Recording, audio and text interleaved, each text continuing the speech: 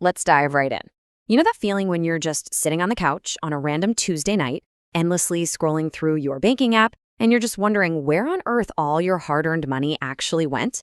Yeah, it's pretty universally frustrating. But today, we're going to fix that. My promise to you in this explainer is to take that financial fog and turn it into total, absolute clarity. And the best part? You really don't need to be a math genius or some kind of financial wizard to pull this off. We're going to systematically count down the 8 unsexy, honestly kind of boring habits that silently build 7-figure wealth over time.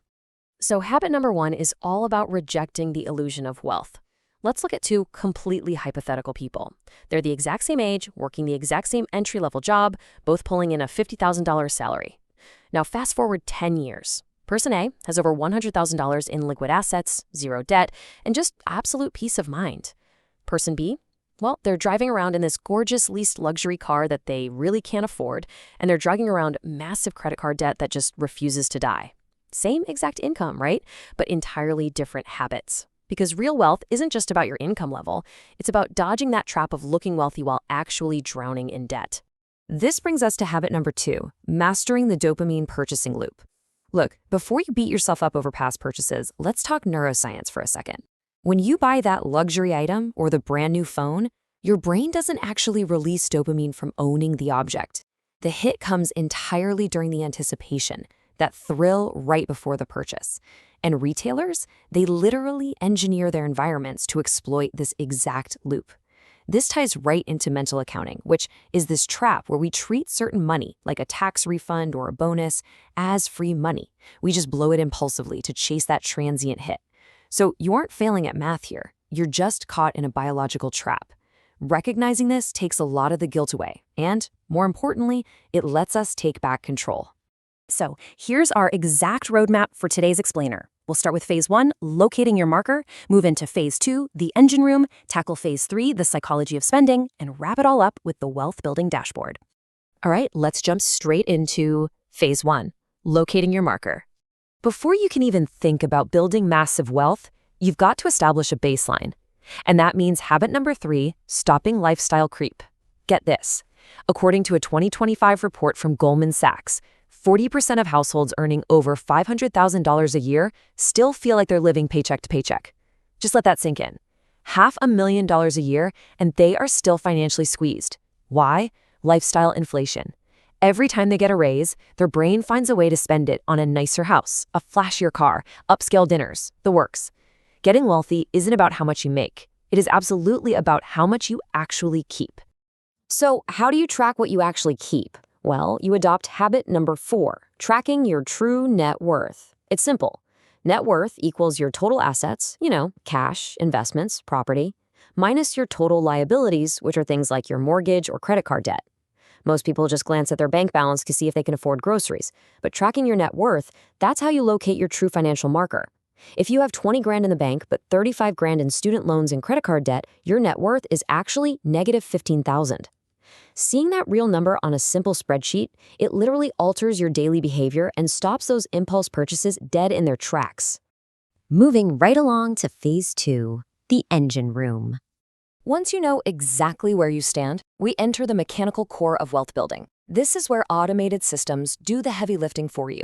Welcome to habit number 5, the Save by Default framework. See, most people save backward. They pay their bills, spend on their lifestyle, and then try to save whatever's left over. Spoiler alert, there's almost never anything left. So here's the fix. Step 1, you get your monthly income. Let's say it's $3,000. Step 2, you set up an automatic transfer on payday that instantly moves 10%, so $300, into an untouchable investment account. Step 3, you structure your entire living budget around that remaining $2,700. Your brain will adapt to this new baseline in a matter of weeks, and you'll save without using an ounce of willpower. Oh, and hey, if this automation framework is providing you with peak value right now, please take a quick second to smash the like and subscribe buttons. It really helps us bring these deep dives to more focused learners just like you. Now, alongside automating your money, you've got to automate your growth. Enter habit number 6, night shift skill stacking. 270 hours. That right there is the time advantage you can build in just one single year. The average person spends, around 3 hours every evening doom scrolling or binge watching shows? But if you trade just 45 minutes of that screen time a day to study a new discipline, it adds up to 270 hours of deliberate practice annually. Combining complementary skills, like, say, learning video production along with financial analysis, creates this exponential knowledge advantage that keeps your earning potential skyrocketing. And when your earning potential rises, you have more fuel for habit number 7, asymmetric compounding. Albert Einstein famously called compound interest the eighth wonder of the world, and he wasn't kidding. If you invest a single $10,000 lump sum at age 22, assuming a 9% annual return, it grows to over $400,000 by age 65. And that's without you adding another penny. But if you wait until age 35 to invest that exact same 10 grand, it only grows to about $130,000. The unsexy truth here is that time is your ultimate asset. Starting small early is always going to be trying to start big later in life. Which brings us to phase 3, the psychology of spending. Okay, so we've built the engine, but now we have to protect it from social pressures. That's habit number 8, building in silence. I know, this goes completely against modern social media culture, but hear me out. Behavioral psychologist Peter Gollwitzer discovered this crazy phenomenon called social reality. Basically, when you publicly announce a major goal, like posting, "I'm starting a new business," or "I'm going to save 20 grand this year," the public praise you get actually tricks your brain. It releases dopamine, giving you this premature sense of accomplishment before you've actually done the hard work. It totally kills your internal drive and momentum. This is exactly why genuinely wealthy people keep their major goals completely private while they're building. To really protect your wealth, you need to set up some firm boundaries. First off, practice financial anonymity. Just keep your moves quiet. Bragging, it really only creates targets for envy and scams. Second, build and execute your goals in total silence to protect your energy. And finally, you've got to learn to say no. Saying no to a spontaneous $150 social dinner isn't about being stingy. It's about not letting someone else write your monthly budget. Setting up polite but firm boundary, like just saying, "Hey, I appreciate the invite, but I can't make it this time," can easily keep upwards of $3,600 a year strictly under your control. Let's bring it all together in the dashboard outro. We've covered the baseline, the engine, and the psychology. Now, I want to distill this entire journey into a simple wealth-building dashboard for you. Here are those 8 unsexy habits again. Reject the debt illusion, conquer the dopamine loop and mental accounting, stop lifestyle creep, track your true net worth, automate your savings, stack your skills, leverage asymmetric compounding early, and build your massive goals in total silence. Guys, these are the unsexy, honestly mind-numbingly boring habits that the top 5% use to basically guarantee their financial freedom.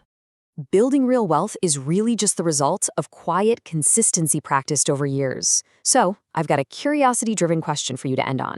Which of these habits are you going to implement first tonight? Are you going to set up that automatic savings transfer, or are you going to build your net worth spreadsheet? Drop your answer down in the comments below right now.